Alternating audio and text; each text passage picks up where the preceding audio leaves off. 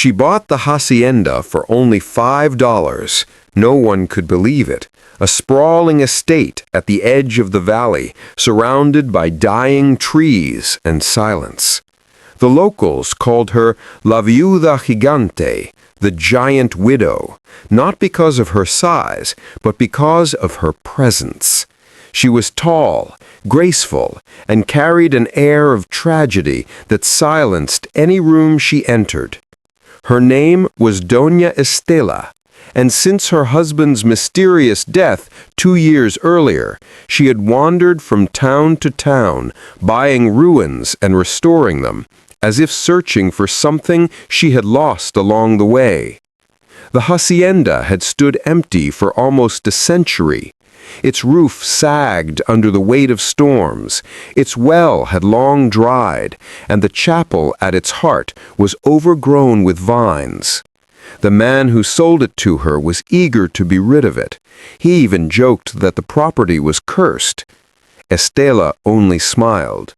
"Curses," she said softly, "are made by those who fear memory." When she arrived, the air felt heavier than she expected. Her boots crunched on gravel as she crossed the courtyard, her reflection flickering faintly in broken windows. Inside, the air smelled of old dust and something faintly sweet, like flowers that had died long ago but refused to disappear completely. She felt a strange comfort there, a familiarity she couldn't explain. As the sun began to set, she wandered into the main hall. Faded portraits hung crooked on the walls, men and women from another century, staring with pale, tired eyes. One painting drew her closer. A tall man in black, his face half hidden by shadow, standing beside a woman who looked eerily like her. Estela touched the canvas and felt a shiver run through her body. Outside, the wind picked up. Somewhere in the distance, a door slammed shut, though she was certain she had left everything open. And then she heard it. A whisper, so soft it could have been the wind. But it wasn't. It came from the floor below. That night, the hacienda did not sleep. The wind moved through its corridors like breath through an old lung, rattling doors and whispering names long forgotten. Doña Estela walked through the dark with a single candle in hand, her long black dress brushing against the cold stone floor. She should have felt fear. Any other woman would have fled by now, but something inside her drew her deeper, like an invisible thread pulling her toward the sound beneath the chapel. The whispers grew clearer the further she went. They were not words exactly, more like sighs and fragments of prayers, rising and falling as if the walls themselves remembered how to speak.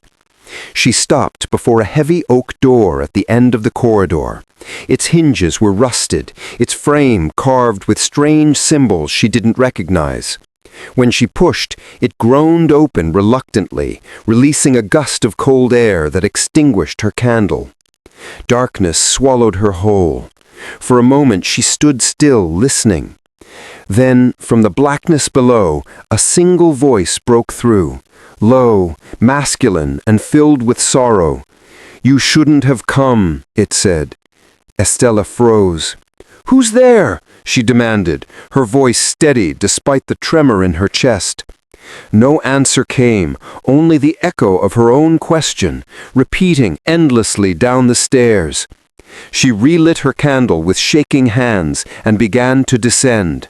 The steps spiraled downward into the earth, damp and uneven. The deeper she went, the colder the air became, until her breath came out in pale clouds. When she reached the bottom, she found herself standing before a sealed stone door. In the faint light, she saw an inscription etched across it. Aurelio Domado, 1821. The name stirred something in her, a memory she didn't know she had. Her husband had once spoken of an Aurelio, an ancestor who vanished after building a hacienda in the northern valleys, the same region she stood in now. The coincidence sent a chill down her spine. She touched the door gently. It was warm to the touch, pulsing, almost like a heartbeat. And then, from behind the stone, came a sound that no living man could make, a whisper that carried both pain and recognition. Estella! The name Aurelio echoed inside her head like a bell struck underwater.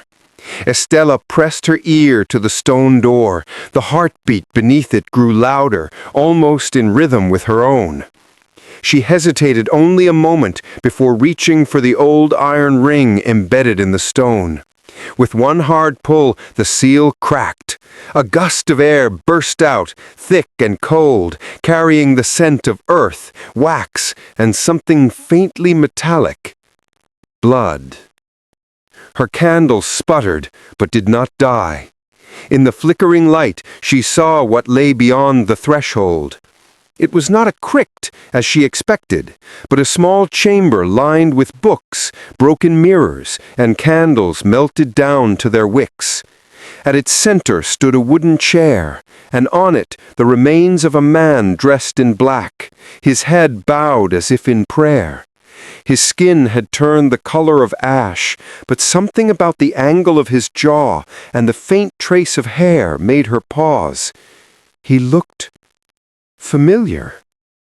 She stepped closer, her heart pounding. On the man's chest lay a medallion, its surface tarnished but still glinting faintly in the candlelight. She lifted it gently. The initials were carved deep. A.M. Her fingers trembled. Those were the same initials as her late husband, Alejandro Montiel. Her candlelight flickered violently, and in the mirrors along the walls she saw movement. Her reflection blurred, multiplied, each one whispering different words. "He lied," one said. "He never left," whispered another. The corpse's eyes suddenly opened, not wide, but just enough to show the faint glow of gold beneath the lids. Estella staggered back, the medallion clattering to the floor. The air around her vibrated, and the walls began to pulse like veins. She turned to run, but the stone door slammed shut behind her with a deafening thud. Then came the voice again, not from the body this time, but from everywhere at once. "He was me before he became yours," it murmured, calm yet hollow. "You came back, Estella, just as I asked." The candle finally went out, and in the dark she felt a cold hand brush against her cheek. The silence in the chamber was alive, thick, breathing, watching her.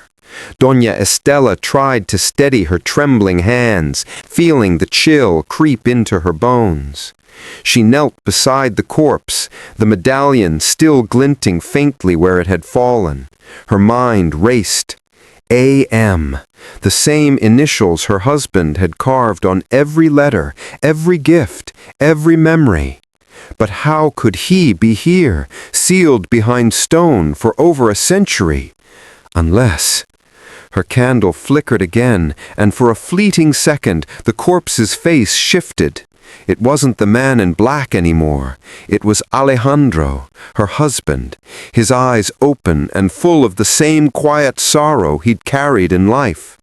"You promised you wouldn't follow me," the vision whispered. The sound wasn't cruel. It was tired, heavy with regret. Estella stumbled backward, shaking her head. "You died in the city. I buried you myself," she gasped. The whisper followed, echoing from the walls. "You buried what I left for you to find." The voice grew louder now, splitting into two, one soft, one deep, overlapping like two truths spoken at once. "Aurelio Montiel, Alejandro Montiel, one name, two lives." Her candlelight revealed faint writing scrawled across the walls in dark ink, or perhaps dried blood. The same phrase repeated over and over. "Love is the curse that never dies." The air turned colder, the ground trembling beneath her feet. She could hear whispers rising through the floor, names, hundreds of them, merging into a single mournful hum. "They were mine," said the voice, his voice. "The servants, the children, the land, all of it bound to my name. And when I returned, I needed someone who remembered me, someone who looked like the woman I lost." Estella's heart pounded. The portrait upstairs, the woman beside Aurelio, she had looked exactly like her. And now she understood why the villagers called her the giant widow. It wasn't because of her presence. It was because she had walked through centuries, carrying the same face that had once belonged to Aurelio's wife. She wasn't just a stranger who bought a cursed house. She was the echo of the woman who started the curse. The ground quivered beneath her boots, dust falling from the cracked ceiling as the chamber seemed to breathe around her. The air thickened, pressing against her chest. And then from the far corner, the darkness began to move. It didn't slither or crawl. It unfolded, rising tall and slow until the outline of a man took shape within it. Doña Estela froze. The silhouette was draped in shadows, but she could see the faint glint of gold at his throat, a medallion identical to the one she had dropped. The voice that followed was low and calm, carrying a strange authority that silenced even the trembling candles. $5, it said. That's what you gave for my home, for my soul. Estella could barely speak.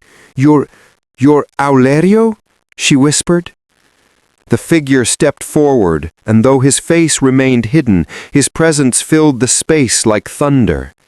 They called me Don Aurelio, the voice murmured, but you once called me Alejandro. Her knees weakened. You can't be him. My husband died years ago. The air rippled as he moved closer. No, Estella. I waited years for you to find me again. Every woman who came before you heard my call, but ran before the bargain was complete. You didn't. You came home. The ground beneath the corpse's chair split open, revealing a faint red glow, like embers breathing after centuries of silence.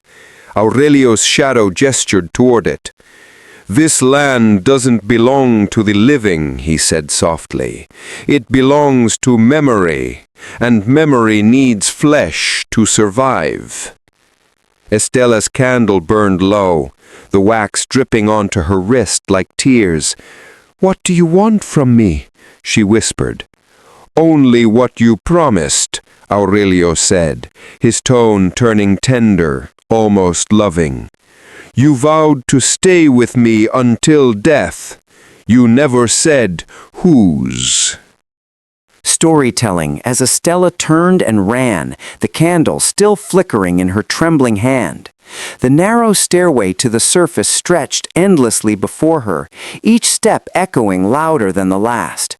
She could hear her own heartbeat, fast and shallow, and the faint sound of Aurelio's voice following her, not angry, not cruel, but calm and patient, as though he knew she would return. When she finally reached the door to the cellar, she slammed into it, but it wouldn't move. The wooden planks were solid as stone, the handle burning hot to the touch. The air had changed. It was no longer the cool air of night, but something heavy and humid, like breath against her skin. She looked around and her stomach dropped. The staircase she had just climbed was gone. The stone walls had stretched, reshaped. The crypt now opened into a long corridor lined with flickering lamps. Paintings hung along the walls, all showing the same woman, herself. In one, she stood in a bridal gown. In another, she held a bleeding candle. In another, she was lying still, eyes open, on a marble floor. "No," she whispered, stepping back, but her reflection in one of the framed glasses moved differently, smiling when she didn't. "You've walked this hall before," it said, its voice soft and echoing. "You just keep forgetting." The lamps began to flicker out one by one until only the farthest one remained. The light illuminated a door at the end of the corridor, the main hall of the Hacienda. Hope surged inside her and she ran for it. But when she burst through, her heart stopped. The house wasn't empty anymore. The ballroom was filled with people, silent, unmoving figures in faded clothes, their faces pale as wax. They stood around her in perfect stillness, eyes hollow, as if waiting for a cue. And then from above the grand staircase, Aurelio's voice echoed again. "Welcome home, Estella. The dance has been waiting for you." The figures slowly began to move, not walking but gliding toward her. Their eyes glowed faintly gold. The music started, distant and broken from a piano that played itself. The door behind her disappeared. There was nowhere left to run. The room pulsed with ghostly light as the dead began to move in slow circles, gliding across the marble floor with eerie grace. Their faded gowns and coats shimmered faintly, caught between centuries.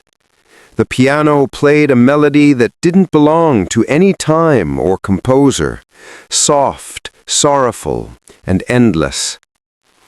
Doña Estela stood frozen in the center of the ballroom.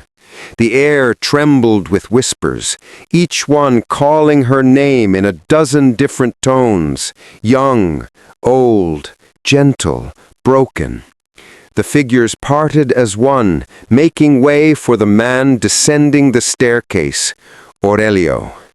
He no longer looked like a shadow. His form was almost human now, tall, dignified, wearing the same black suit she remembered from their wedding portrait. His golden medallion caught the flickering candlelight. His face, though pale and unreal, carried that same melancholy beauty that once drew her in. "Why?" she whispered, tears streaking her face. "Why did you bring me here?" He reached the final step, his expression unreadable. "Because you belong here, Estella. You always have. Every lifetime, every face, you find your way back. The house calls, and you answer." "I don't remember any of it," she said, backing away. "You never do," Aurelio replied softly. "That's the mercy of love. It makes you forget how much it costs." The music slowed. One by one, the dancers turned to dust, their clothes collapsing in heaps upon the floor. Only Aurelio remained. He extended his hand, the gesture tender, almost human. "One last dance," he said. Estella hesitated, her chest tight.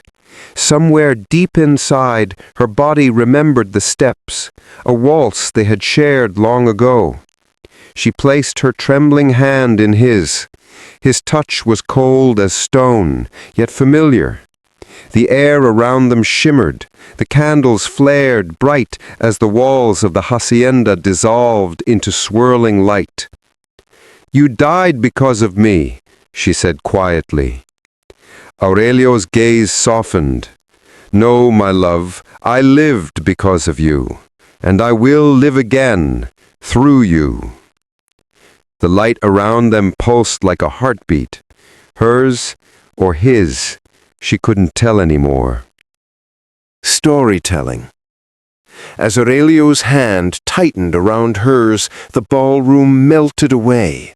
The walls faded like mist, and suddenly Estella was standing under the blinding sun of another century. The air smelled of dust and lavender. The hacienda was alive again, new, shining, filled with laughter and music. Servants hurried across the courtyard, and a young woman, her, stood on the balcony above, her face radiant with joy. Estella looked around in disbelief. She was both observer and participant, trapped inside the memory. Aurelio stood beside her, no longer ghostly, but young and alive. His smile was gentle, his voice warm, as he said, "You see now? This is where it began." The young version of Estella, dressed in white lace, turned toward him, her eyes full of love. "Promise me," she said, "that this place will always be ours, even when we're gone." Aurelio kissed her hand. "It will be," he said. "Nothing can take it from us." The image shimmered. The sunlight darkened, clouds gathering. In the distance, the sound of horses and angry voices rose, villagers shouting, torches burning. Estella watched in horror as the doors of the hacienda burst open. Men stormed in, accusing Aurelio of witchcraft, of curses, of stealing their children's souls for his wealth. "They feared me," Aurelio said quietly beside her, "because the land flourished while theirs died. They said I made a pact, that I took life from the soil itself." "Did you?" Estella asked. He didn't answer. Instead, she saw her past self crying as the mob dragged Aurelio away. "You swore you would never leave me," she screamed, reaching for him, but the villagers' torches swallowed the scene in fire. The flames burned everything, the walls, the trees, the sky. And through it all, Aurelio's voice echoed, "I told you this house would always be ours." The vision shattered. Estella was back in the dark ballroom, the smell of smoke still in her lungs. Aurelio stood before her, now half shadow again, his expression unreadable. "This land remembers every promise and every lie." Storytelling.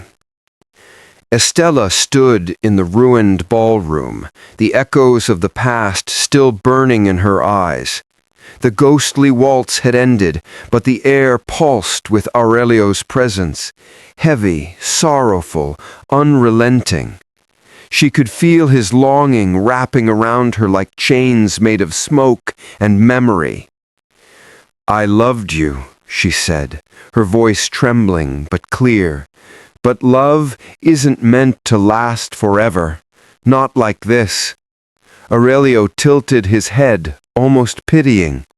"You can't leave me, Estella. You never have. Every time you die, the house finds you again. It calls you back. You belong here, to me." She shook her head slowly. "No, I belonged to the woman I once was, but she's gone. You kept her here, trapped inside these walls. I'm not her anymore." The chandelier above them began to tremble, dust drifting down like ash. The mirrors cracked one by one, showing flashes of her faces, dozens of lives she had lived inside this curse. The bride, the widow, the servant, the stranger, all bound by the same promise, all ending in the same place. Aurelio's voice darkened. "If you break it, everything ends, the land, the memory, even me." "Then let it end," Estella said. Her tears glistened in the dying light. She reached into her pocket and pulled out the medallion, the one with his initials still faintly glowing. The gold pulsed like a heartbeat. Aurelio's expression changed from pride to fear. "Estella, no!" She gripped it tightly, whispering the same words carved on the walls. "Love is the curse that never dies." Then she threw the medallion into the heart of the red glow beneath the floor. The ground shook violently. The portraits burst into flames. Aurelio screamed, not in anger but in sorrow, his form unraveling like smoke pulled by the wind. The house itself seemed to cry, the walls groaning as if alive. Estella fell to her knees, her vision fading.